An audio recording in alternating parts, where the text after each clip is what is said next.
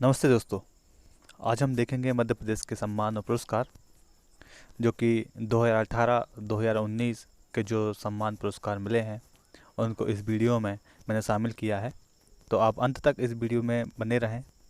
आपको निश्चित ही सारे डाउट क्लियर होंगे और एक साथ ही सारे फैक्ट आपको इस वीडियो में मिलेंगे, क्योंकि अलग अलग पढ़ने से अच्छा है कि एक ही बार में इसको ख़त्म किया जाए।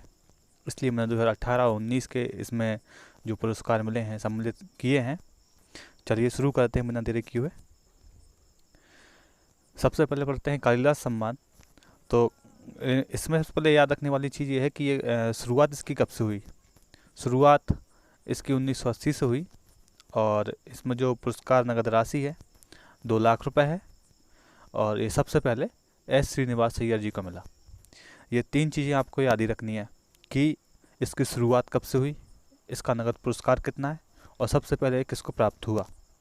तो यह 1980 में इसकी शुरुआत हुई। 2 लाख रुपए इसकी नगद पुरस्कार राशि है और सॉरी एस श्रीनिवास अय्यर जी को प्रथम बार यह पुरस्कार मिला। चलिए आगे देखते हैं। इसमें 2016-17 के जो मैंने नाम लिखे हुए हैं इसलिए लिखे हुए हैं क्योंकि आप भली भांति जानते हैं कि जब व्यापम क्वेश्चन करती है तो ये क्वेश्चन 2015 तक की पूछ लेती है। अभी जो मैंने प्रीवियस पेपर देखे हैं या मैंने जो एग्ज़ाम दिए हैं उसमें 2015-16 तक के पूछे गए हैं। अब जो आने वाले हैं तो मैंने इसलिए इसको 16 तक का लेके चला हूँ कि 16 तक के पूछ सकता है, इसलिए 16, 17, 18 और ये करंट वाला 19 आपको याद ही रखना है। अभी 20 में कोई भी घोषणा नहीं हुई है क्योंकि हम जानते हैं कि अभी हम किस स्थिति से गुजर रहे हैं। तो आप सभी से ये भी निवेदन है कि अपने घर में रहें, सुरक्षित रहें, सेफ रहें और अपने परिवार वालों का भी ध्यान रखें। अब हम शुरुआत करते हैं। तो कालिदास सम्मान की शुरुआत हुई 1980 में। 2 लाख रुपए नगद पुरस्कार दिए जाते हैं और सबसे पहले एस श्रीनिवास अय्यर जी को मिला था। इतना हमने देखा। इसके आगे 2016 में यह हरचंदन भट्टी जी को मिला। कालिदास सम्मान 2016 में हरचंदन भट्टी को मिला और 2017 में राम गोपाल बजाज जी को। ये 2 चीज़ नई है, आपको याद रखनी है इसमें। और 18-19 का जैसा कि मैंने बताया है कि मैंने इसमें ऐड किया है, तो 18 में यह एन जॉली मेनन को मिला है और 19 में सुरेंद्र वर्मा को मिला है। 19 वाला आपको कंठस्थ करना ही होगा कि 19 में सुरेंद्र वर्मा जी को मिला है, क्योंकि 19 के चांसेस सबसे ज़्यादा रहते हैं। फिर उसके बाद रहता है कि सबसे पहले कितनी बार मिला था, इसकी नगद पुरस्कार राशि कितनी है, ये कमी पूछी जाती है। हालांकि ये ज़रूर पूछा जाता है कि यह शुरुआत कब से हुई, इस सम्मान की शुरुआत कब से हुई और सर्वप्रथम यह किसे मिला। और आप देख सकते हैं कि मैंने जो टाइम लिखा है 16, 17, 18, 19, इसको आपको याद ही करना है। आप ये तो भूल ही जाइए कि आप ये इस टॉपिक को छोड़ के जाएं और आप ये सोचें कि ये टॉपिक नहीं आएगा एग्ज़ाम में। अगर आपने पहले पेपर दे चुके हैं तो आप जानते होंगे कि ये कितना महत्वपूर्ण टॉपिक है ये एग्ज़ाम के दृष्टिकोण से। चलिए शुरू करते हैं आगे। और कि देखिए मैंने ऐड किया है यहाँ पे, जैसे कि मैंने ये जो लिखे हुए हैं ये इनके क्षेत्र हैं। ये जो लिखे हुए हैं ये इनके क्षेत्र हैं, जैसे रूपंकर, रंगकर्म, शास्त्रीय संगीत और शास्त्रीय नृत्य। अब इसमें ये आपको याद नहीं रखना है, आपको बस ये देख के चलना है कि जो कालिदास सम्मान है वो 4 क्षेत्रों में दिया जाता है। वो कौन से हैं? रूपंकर, रंगकर्म, शास्त्रीय नृत्य और संगीत। ये 4 आपको याद करके हुए चलना है। ये 4 पूछे जाते हैं, नहीं पूछे जाते हैं, सिर्फ आपको याद करके चलना है। पूछे जाते हैं तो वो ये चीज़ है कि इसकी शुरुआत कब से हुई और ये बीते वर्ष किसको मिला और सर्वप्रथम ये किसको मिला। तो हम जानते हैं कि 1980 में इसकी शुरुआत हुई और यह सर्वप्रथम एस श्रीनिवास अय्यर जी को मिला और यह 2019 में सुरेंद्र वर्मा जी को मिला। ये 3 चीज़ें आपको याद रखते चलना है और साथ में मैंने जो बताया है उसको भी धीरे धीरे आप याद करें। वीडियो को आप दूसरी बार देखें याद नहीं होता है तो। और हम आखिरी में MCQ भी लगाएंगे तो वहाँ आपकी प्रैक्टिस हो जाएगी। जो आपके डाउट रहेंगे, जो आपकी प्रैक्टिस रहेगी, वहाँ से आपकी पूरी होगी। चलिए आगे देखते हैं। और ये देखिए, ये जैसे लिखा है मैंने अनुपम खेर जी। तो अनुपम खेर जी को कालिदास सम्मान 2011 में मिला। अब इनका नाम शामिल करने का मेरा उद्देश्य सिर्फ इतना है कि देखिए ये हम सभी जानते हैं कि अनुपम खेर जी कौन है ना। तो अनुपम खेर जी का नाम इसलिए शामिल किया है क्योंकि ये ऐसे लोग हैं जिनके बारे में अक्सर क्वेश्चन बन जाते हैं। ये ऐसे लोगों में शामिल हैं कि इनसे अक्सर क्वेश्चन बन जाते हैं। इसलिए आपको याद रखना है कि अनुपम खेर जी को 2010-2011 में मिला है, और यह किस क्षेत्र में था, तो ये रंगकर्म के क्षेत्र में था कालिदास जी को। इसलिए मैंने वो आपको 4 क्षेत्र बता के रखे हैं कि ये रंगकर्म क्या है। तो रंगकर्म एक क्षेत्र है ना, शास्त्रीय संगीत, शास्त्रीय नृत्य, है ना। तो ये सारे क्षेत्र हैं जो आपको याद नहीं करने हैं, बस आपको ये देखते चलना है कि अनुपम खेर जी को किस क्षेत्र में मिला है, तो रंगकर्म के क्षेत्र में मिला है, और किस टाइम पीरियड में मिला है, तो 2010-11 में। चलिए और आगे देखते हैं। इनका जो कालिदास जी का जन्म स्थान है वो उज्जैन है। हालांकि कई जगह इसमें बात भी है कि उज्जैन, कुछ लोग बोलते हैं उज्जैन नहीं है, कई लोग बोलते हैं उत्तराखंड है ना। तो जो अधिकांश जगह हमें देखने को मिलता है वो उज्जैन है, तो आपको उज्जैन याद रखते चलना है। और अगर नहीं मिलता है तो फिर आप उत्तराखंड देख सकते हो, और कहीं कहीं उत्तर प्रदेश भी दिया रखा है, तो आपको उत्तराखंड या यूपी जो मिलता है आप उसको बाद में दें। पहले आप देखें कि हाँ उज्जैन नगर आपको देखना है कि उज्जैन ऑप्शन में है कि नहीं है, उसके बाद में आप देखें कि हाँ यूपी है ऑप्शन में या नहीं है। तो जन्म स्थान कालिदास जी का उज्जैन नगर है। अब इनका जो जन्म समय है, मीन्स इनका डेट ऑफ बर्थ कब हुई, तो इनके डेट ऑफ बर्थ में भी बहुत विवाद है, क्योंकि कोई भी हमें प्रमाणिक कोई भी ऐसा ग्रंथ या ऐसा कोई भी प्रमाण नहीं मिलता है जिससे कि हम साबित कर सकें कि ये एक टाइम पीरियड में हुए हैं। हाँ, इनका बस एक दिया जाता है कि ये गुप्तकालीन है। ये क्वेश्चन आ जाए तो आपको याद रखना है कि ये गुप्तकालीन है, कालिदास जी गुप्तकालीन के हैं, ठीक है। तो इनका समय पीरियड आपको याद रखना है, यह 1500 BC से 450 AD के बीच में रहे हैं। चलिए और आगे देखते हैं। अब इनकी रचनाएं के बारे में। दोस्तों, मैंने रचनाएं इसलिए शामिल की हैं क्योंकि मैं ये चाहता हूँ कि आप अपने पढ़ने का तरीका बदलें। आप अपने अंदर ये लाएं कि अगर मैं एक टॉपिक पढ़ने बैठा हूँ, तो अगर जैसे मैंने नाम बताया कालिदास जी, तो उनके बारे में आप जितना से ज़्यादा जान सकते हैं जानें। मेरा मतलब है कि आप कड़ी बना के चलें, कड़ी बना के चलें कि हाँ इससे ये, तो आप ऐसा कड़ी बना के चलेंगे तो आपको बहुत ही बेहतरीन तरीके से आपके सारे डाउट भी क्लियर होंगे, और आपको स्टडी करने में भी बहुत ही मज़ा आएगा। तो देखते हैं हम इनकी रचनाएं। इनकी रचनाओं को हम 3 भागों में बांट सकते हैं। आप जैसे देख रहे हैं खंड काव्य, महाकाव्य और नाटक। तो देखिए खंड काव्य में मैं थोड़ा याद कराने की कोशिश करता हूँ आपको। जैसे कि देखिए मेघदूत, ऋतु संहार, तो यहाँ से सेंस निकल रहा है, मैं कहूँ तो वर्षा का, है ना, वर्षा ऋतु का सेंस निकल रहा है, या वर्षा का जो मौसम होता है उस हिसाब से सेंस निकल रहा है। और ये किसके अंतर्गत आती है, खंड काव्य के अंतर्गत।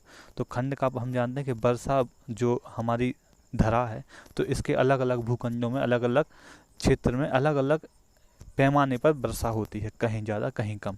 तो आप खंड काव्य के अंतर्गत याद रखें मेघदूत, ऋतु संहार।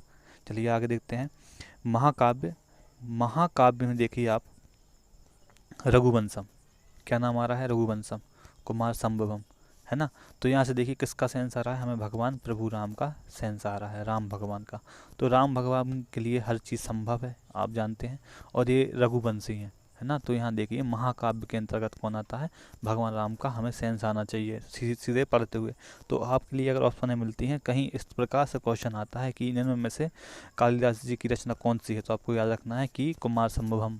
तो ये किसकी रचना है, कालिदास जी की रचना है। और कभी ये आ जाए कि इनमें से महाकाव्य कौन है ना, तो वहाँ दिखाओ मेघदूत, ऋतु संहार, कुमार संभवम, तो आपको यहाँ रखना है कि यहाँ कुमार संभवम हमारा महाकाव्य है, ठीक है। ओके फ्रेंड, अब आगे देखते हैं। देखिए नाटक इनके 2-3 और हैं, लेकिन सबसे जो मेन नाटक है इनका जो प्रचलित रहा है वो है अभिज्ञान शाकुंतलम। तो आप इसको एक ही याद रखिए। मैं ज़्यादा डाटा इसलिए ऐड नहीं कर रहा हूँ, वरना आप लोग के सब ऊपर से जाएगा, इसलिए आप धीरे धीरे याद करें और समझे मेरी बात को, मैं क्या समझाना चाह रहा हूँ।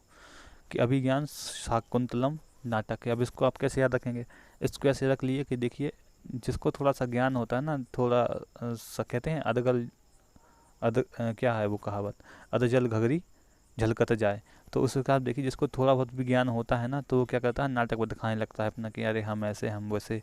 तो आप इस प्रकार से इसको थोड़ा सा देखें। हाँ ये फनी हो सकता है, लेकिन शायद आपके लिए मददगार हो, इसलिए मैं इसको बताते जा रहा हूँ इस प्रकार से। चलिए आगे देखते हैं। हाँ तो ये देखिए इनकी जो शैली रही है, इनकी जो लैंग्वेज रही है कालिदास जी की, तो वो आपको याद रखनी है, वो है उनकी संस्कृत भाषा। संस्कृत भाषा में इनके सारे ग्रंथ हैं, जो मेघदूत हो या फिर कुमार संभवम हो, महाकाव्य, और ये इनका रघुवंशम हो। तो आपको याद रखना है कि संस्कृत भाषा में लिखे गए हैं। और इनकी पत्नी का नाम मैंने इसलिए ऐड किया है उद्योमिता। इनकी पत्नी का नाम है उद्योमिता, इसलिए क्योंकि इनकी और कालिदास जी की जो है बहुत सी कथाएँ प्रचलित हैं। बहुत सी ऐसी किंवदंतियाँ हैं जो कि प्रचलित हैं। कहा जाता है कि शुरुआत में कालिदास जी को जब ज्ञान नहीं हुआ था, तो मैं कहूँ एक अलग लैंग्वेज के वो गधे थे, तो उस टाइम पे इनकी शादी हो गई थी। और उद्यमिता एक राजकुमारी थी और बहुत ही ज्ञानी थी। मैं फिर से कहूँगा कि उद्यमिता जी एक विदुषी महिला थी। तो उन्हें इस बात का पहले ज्ञान नहीं था कि कालिदास जी को संस्कृत भाषा का भी ज्ञान नहीं है। शादी के तत्पश्चात उनको पता चलता है कि कालिदास जी एक प्रकार के गधे हैं, तब वो उन्हें घर से निकाल लेती हैं। तो ऐसी कुछ कथाएं प्रचलित हैं और ये पूछा गया है, ये क्वेश्चन पूछा गया है। तो आपको याद रखना है ये कि कालिदास जी की पत्नी का नाम क्या है, तो उद्योमिता कालिदास जी की पत्नी का नाम है। आगे देखते हैं हम अपना सम्मान, तानसेन सम्मान। तो तानसेन सम्मान की शुरुआत देखिए आप, यहाँ पे एक ही चीज़ मिलती है हमारे लिए। कालिदास सम्मान में, तानसेन सम्मान में हम एक ही चीज़ मिलेगी। और जो आगे इसके बाद पढ़ेंगे हम क्या, तुलसीदास सम्मान, तो वो सब ही एक ही सन में शुरुआत हुए। कौन से? 1990 में। और इनकी जो नगद राशि है वो 2 लाख रुपए है। देखिए, कालिदास सम्मान, तानसेन सम्मान और एक और तुलसीदास सम्मान, ये 3 चीज़ें आपको याद रखना है कि इनकी शुरुआत 1980 में हुई। और इनकी जो नगद राशि है वो 2 लाख रुपए है। अब यहाँ देखना है कि ये सबसे पहले किसको मिला।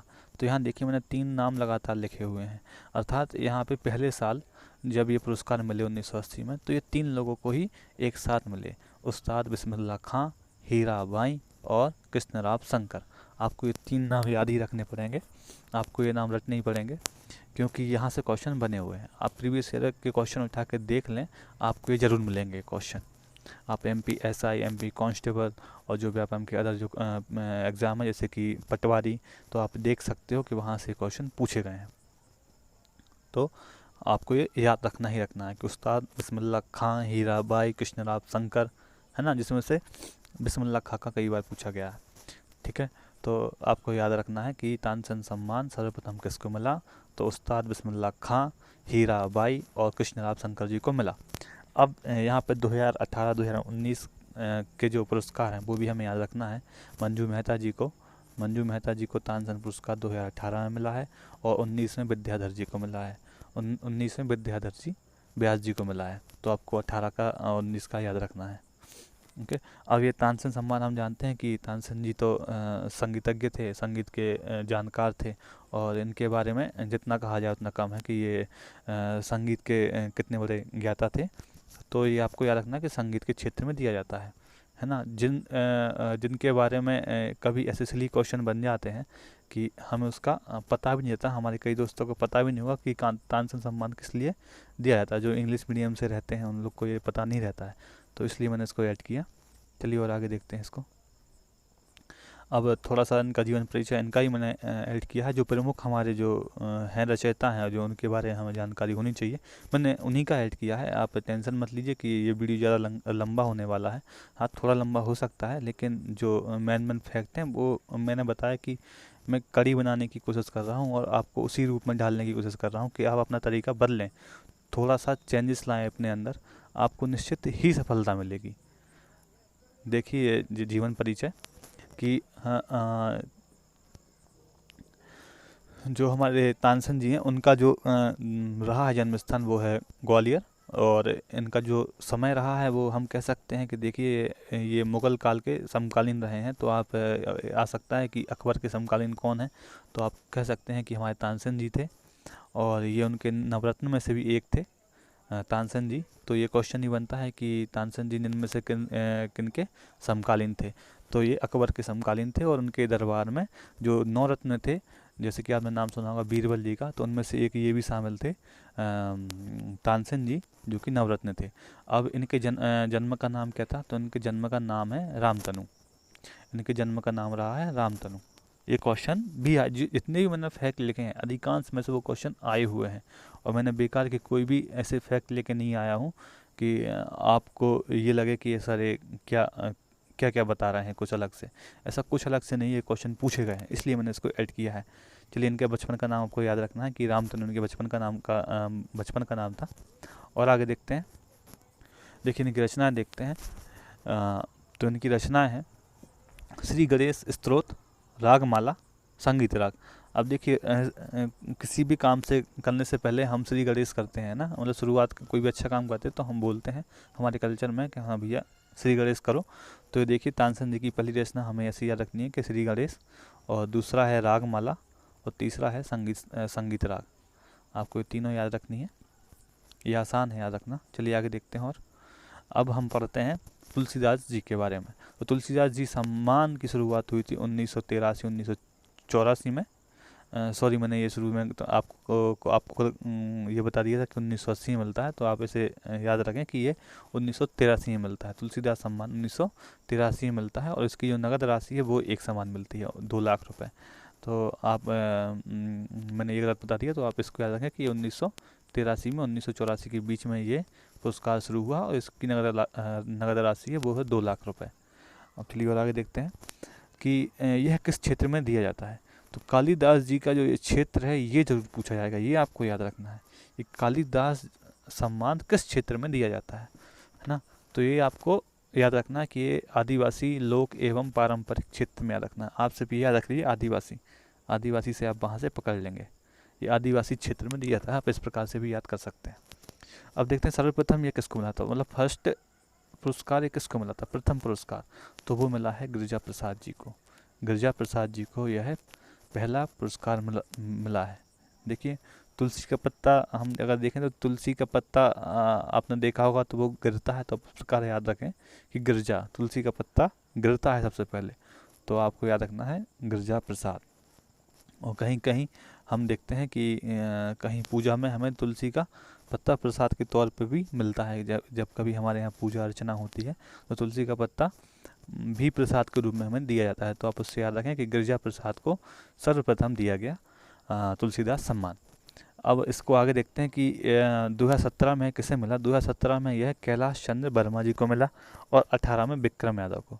18 वाला आपको याद रखना है, 18 वाला आपको जरूर याद रखना है कि 2018 में तुलसीदास सम्मान किसे मिला, तो विक्रम यादव को। आपको यादव से याद रखना है, यादव 2018 में मिला है तुलसीदास सम्मान विक्रम यादव को। ये सरनेम याद इसलिए करा रहा हूँ क्योंकि सरनेम से कई बार हम पकड़ लेते हैं। सरनेम हमें जल्दी याद होते हैं नाम की अपेक्षा।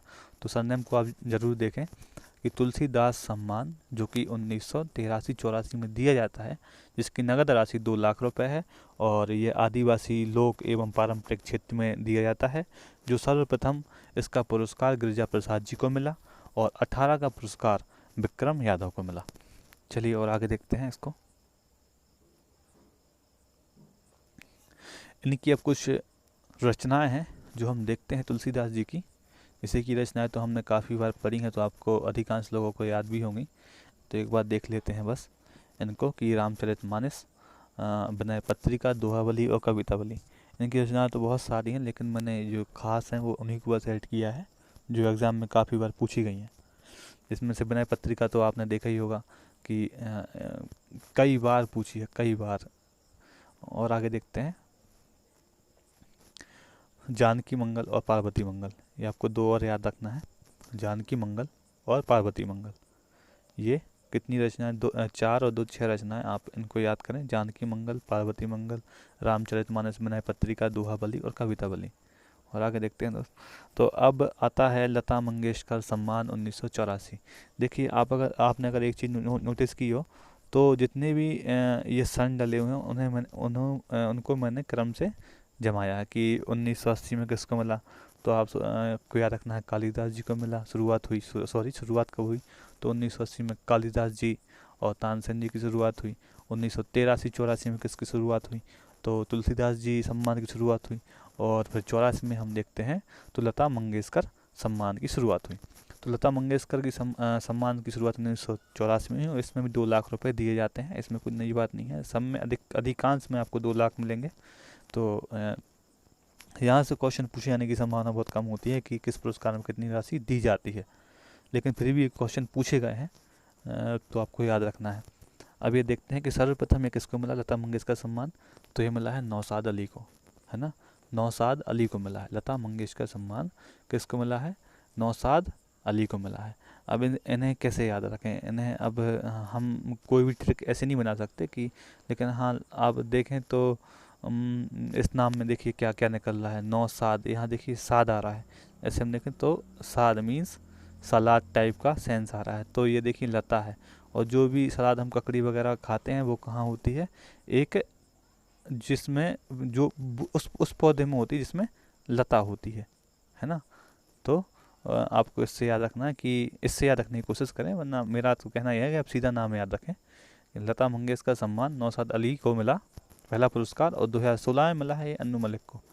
2016 में लता मंगेशकर सम्मान अन्नू मलिक जी को दिया गया है, जो कि एक मशहूर संगीतकार हैं, एक अच्छे सिंगर हैं, है ना।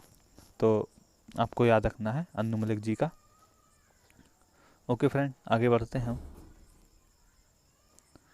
ये देखिए अब कबीर सम्मान। कबीर सम्मान की शुरुआत 1986-87 में हुई, और इसमें जो पुरस्कार की राशि है वो है 3 लाख रुपए। अब यहाँ पे आपको नगद राशि याद रखने की ज़रूरत है, क्योंकि यहाँ पे ये कह रहे हैं कि इसकी नगद राशि है 3 लाख रुपए। तो यहाँ से क्वेश्चन बन सकता है, ये कबीर सम्मान की राशि कितनी है? 3 लाख रुपए कबीरदास सम्मान की। तो अब ये देखते हैं, 19 में मिला है नरेश सक्सेना को, और 18 में मिला है गोल्टी बेकन्ना को। अब ये शुरुआत इसकी 1886-87 में हुई। इसकी स्थापना, इस जो पुरस्कार की स्थापना देने की शुरुआत 1886-87 में की गई, और इसकी नगद पुरस्कार राशि है 3 लाख रुपए। सर्वप्रथम यह दिया गया किसको? तो ये आपको बिल्कुल याद नहीं रखना है। जिन जिन को दिया गया था वहाँ मैंने ऐड किया है, जहाँ जहाँ से क्वेश्चन पूछे जाने की फुल संभावना है वहाँ मैंने इसको ऐड किया हुआ है। यहाँ से कोई भी क्वेश्चन इस प्रकार का नहीं दिया जाएगा कि पहला सम्मान किसको मिला है। हाँ, ये मैं यहाँ पे ऐड जरूर कर सकता था कि यहाँ पहला सम्मान इनको मिला है, लेकिन मेरा ये है कि कम से कम डाटा रहे, और उतना आप याद रखें जितना कि क्वेश्चन में पूछा, जितना कि पेपर में आने की संभावना में उससे ज़्यादा ही डाटा मैंने लिया हुआ है। इससे बाहर कुछ भी नहीं जाएगा। अगर मध्य प्रदेश का कोई पेपर आप देने जा रहे हो और आपने ये वीडियो देखी है, तो आप गारंटी है मेरी 110% कि इसमें से ही क्वेश्चन आएगा, इसके बाहर से कोई क्वेश्चन नहीं जाएगा। चलिए इसको और आगे देखते हैं। बस विश्वास रखिए आप मुझ पर, और अगर आपको विश्वास ना हो तो आप प्रीवियस ईयर के क्वेश्चन पेपर देखिए। आप साइट पे जाइए, वहाँ पे आप प्रीवियस ईयर के पेपर देखिए। कोई भी आप साइट देख सकते हैं, सरकारी.com, वहाँ से आप प्रीवियस ईयर के पेपर डाउनलोड करिए, और वहाँ से आप जीके के क्वेश्चन उठाइए और देखिए कि किस प्रकार के क्वेश्चन आए हुए हैं, आपको अंदाज़ा हो जाएगा। 2017 में मिला है नरेश सक्सेना जी को, 18 में मिला है गोल्टी बेकन्ना जी को कबीर सम्मान। कबीर सम्मान 2018 वाला आप याद रखें, गोल्टी बेकन्ना, इन्हें 3 लाख रुपए का पुरस्कार मिला है। और आगे देखते हैं हम इनका जीवन परिचय देखते हैं। तो इनकी भाषा अवधी रही है, कबीरदास जी की जो भाषा रही वो अवधी रही है, और देसी समकालीन रही है। मीन्स इनकी जो हम कह सकते हैं एक देसी, एक धुर टाइप की लैंग्वेज रही है, जो हम अभी जो बुंदेलखंड या बोले ब्रज भाषा क्षेत्र जो रहा है, इनकी भाषा वो ही रही है। तो अवधी या मगही करके लैंग्वेज आए तो आपको कंफ्यूज नहीं होना है अवधी और मगही में। तो इनकी जो भाषा रही है कबीरदास जी की, वो अवधी भाषा रही है। और देसी समकालीन जो भाषा हम कह सकते हैं एक प्रकार की गवारू भाषा इनकी रही है। और इनके अगर जो धर्म के बारे में इसलिए लिखा है क्योंकि कभी यह इनका धर्म जो था वो राम भक्त थे। कभी ये राम के प्रति अपनी रचना लिखते हैं, तो कभी यह मुस्लिम धर्म के प्रति अपनी रचनाएं लिखते हैं। तो इनकी यही रचनाओं को देखकर इन्हें धर्मनिरपेक्ष कहा जाता है। किसी भी धर्म का, एक धर्म का पालन नहीं करते, है ना। ये कभी किसी भगवान की तारीफ करते हैं, तो कभी किसी दूसरे धर्म के भगवान की तारीफ करते हैं। इसलिए याद रखना है कबीरदास जी की रचनाएं इसी प्रकार हैं कि ये अलग अलग धर्म के बारे में बताती हैं। तो कबीरदास जी का धर्म निष्पक्षता हुआ, है ना। यह कह सकते हैं कबीरदास जी धर्मनिरपेक्ष व्यक्तित्व के थे। और आगे देखते हैं रचनाएं इनकी देखते हैं। तो रचनाएं इनकी कुछ ज़्यादा खास नहीं है, यही रचनाएं हैं 3। तो आपको ये याद रखनी है कबीरदास जी की रचनाएं साखी शबद रमैनी, ये तो बिल्कुल ही इजी हैं। आप एक बार देखें और शायद आपको याद हो जाए एक बार में, सिर्फ ध्यान से देखिए, साखी शबद रमैनी। और आगे देखते हैं इकबाल सम्मान, ये बहुत ही महत्वपूर्ण सम्मान है।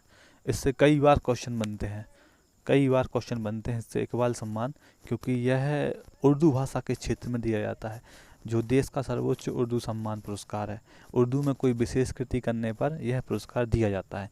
इसकी जो नगद राशि है 2 लाख रुपए है और इसकी शुरुआत सन 1987 में हुई।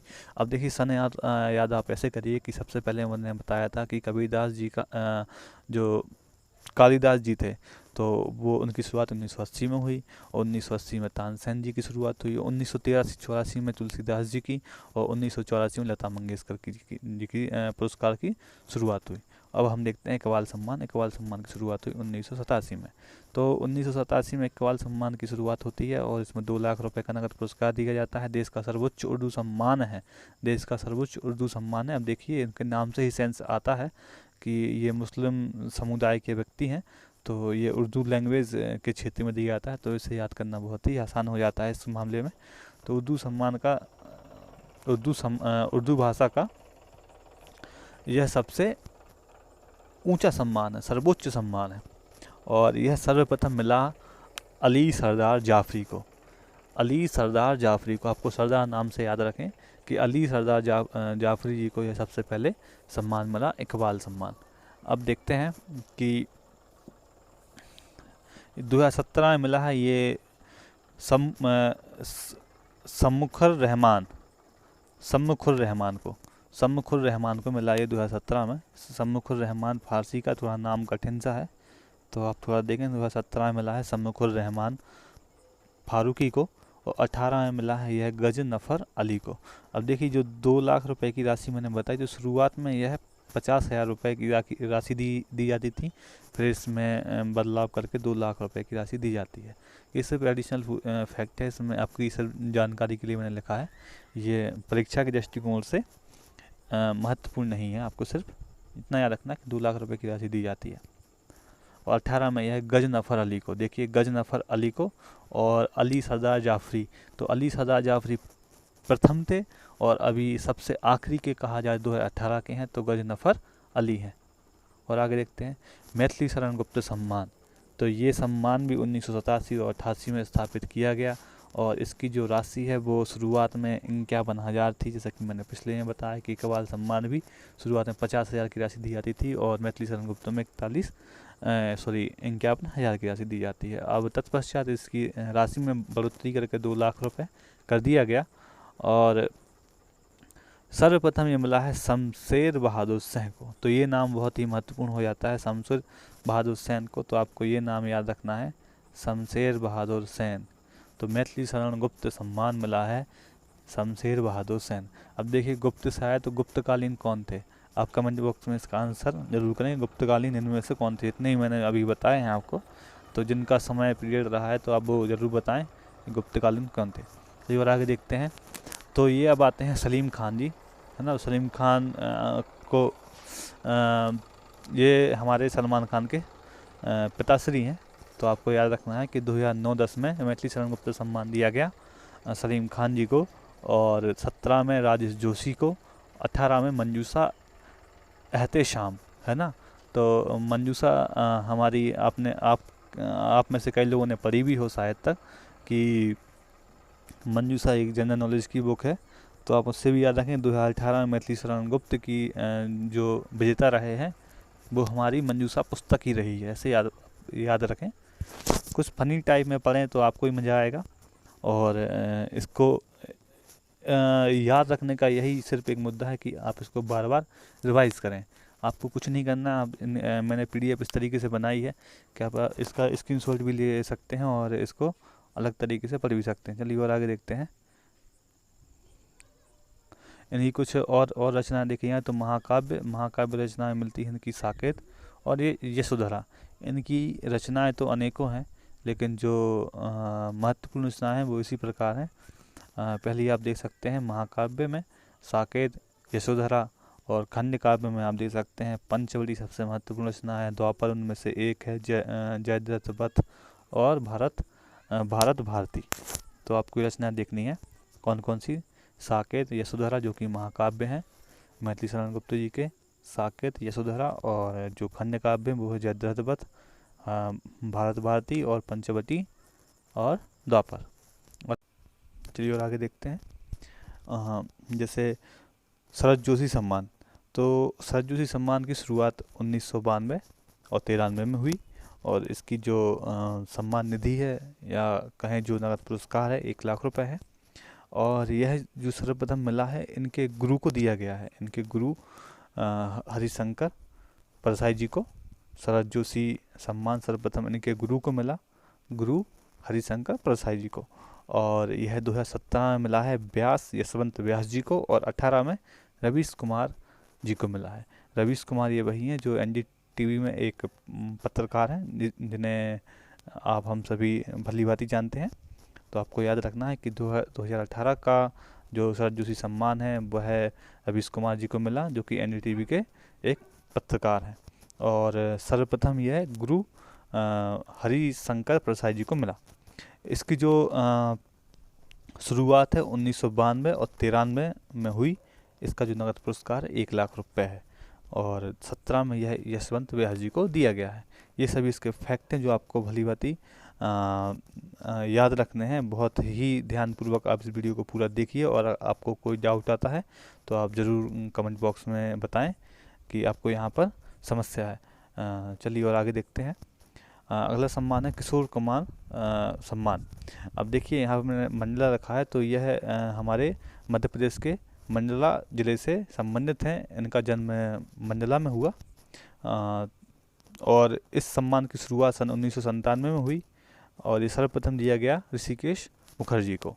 किशोर कुमार सम्मान सर्वप्रथम ऋषिकेश मुखर्जी को दिया गया, और यह 17 में और 18 जो कि अभी का डाटा है, तो आप इसको ज़रूर याद रखें कि 17 में प्रियदर्शन जी को दिया गया और 18 में वहीदा खान। तो आपको 3 नाम याद रखने हैं। ऋषिकेश मुखर्जी जो कि प्रथम बार सम्मानित हुए थे किशोर कुमार सम्मान से। 17 में यह प्रियदर्शन जी को दिया गया और 18 में वहीदा खान को। अब देखिए दूसरी साइड मैंने ये कुछ नाम लिखे हैं, आप देख के समझ ही गए होंगे कि यह सारे नाम हमारे बॉलीवुड या कहूँ हमारे जो फिल्म स्टार हैं, जो कि कुछ एक्टर हैं, कोई सिंगर है और कोई बहुत अच्छा अभिनेता है। तो आप देखिए नाम को, जावेद अख्तर, शत्रुघ्न सिन्हा, यश चोपड़ा, देवानंद, सलीम खान, दिलीप कुमार, तो इन सभी को किशोर कुमार सम्मान दिया जा चुका है। तो इन नामों को आपको याद रखना है, इनके सन आपको याद नहीं करना है, सिर्फ नाम ही याद करना है कि जावेद अख्तर जो कि एक लेखक हैं, शत्रुघ्न सिन्हा जो कि एक अभिनेता हैं, यश चोपड़ा जो कि फिल्म निर्माता हैं।